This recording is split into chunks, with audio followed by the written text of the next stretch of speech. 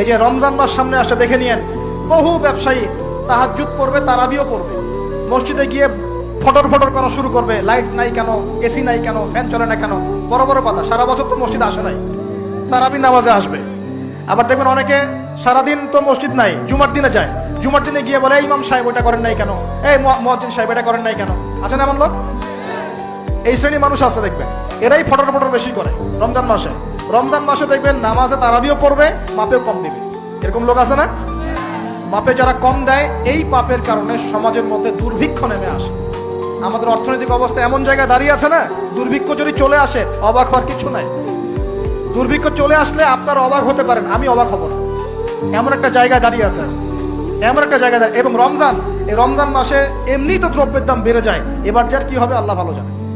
আমার মনে হয়, আমার ভয় হয়, একদম নিম্নবিত্ত মানুষ যারা এবার রোজা রেখে ইফতার যখন করবে, তখন হাত তুলে আল্লাহর কাছে বদদোয়া করা শুরু করবে। আমার ভয় হয় না। অপেক্ষা করেন, দেখতে থাকেন সামনে কি হয়। প্রতিটা পণ্যের দাম অলরেডি বাড়া শুরু হয়ে গেছে।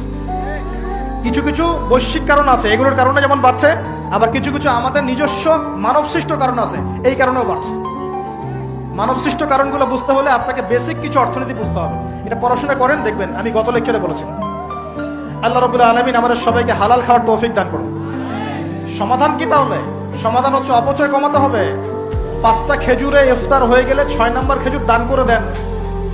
6 নম্বর খেজুর দান করে দেন, সদকাগুলো বেশি বেশি বাড়িয়ে দেন। এই যে মানুষগুলো খেতে পারবে না, ওদের ঘরে ঘরে গিয়ে ইফতারগুলো পৌঁছে দেন, মাসের বাজার করে দেন।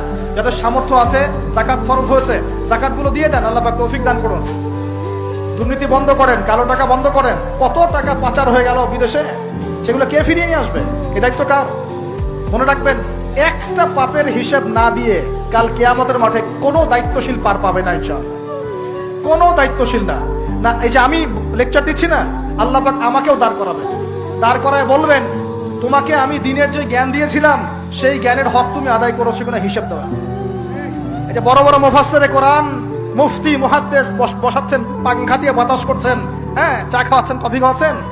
এক একজনকে আল্লাহ পাক দাঁড় করাবেন, বলবেন, কোরআন সুন্নাহর যে আমানত দিয়েছিলাম, সে আমানতের সাথে কতটুকু তুমি হক আদায় করেছো, হিসাব না দিয়ে পার পাবে না তুমি। ফাইজলামি মনে করেছেন নাকি দিনকে? ঠিক একই ভাবে সমাজের, রাষ্ট্রের দায়িত্ব আল্লাহ পাক যাদেরকে দিয়েছেন, এক একজন ব্যক্তিকে আল্লাহ পাক দাঁড় করাবেন। দাঁড় করে জিজ্ঞাসা করবেন, কোন কোন জনগণের কোন কোন হক তুমি নষ্ট করেছো, কার কার হক দিয়েছো, কার কার দাও নাই, সবার সামনে হিসাব দাও, তারপর জান্নাতে যেতে পারো। এত সহজ না।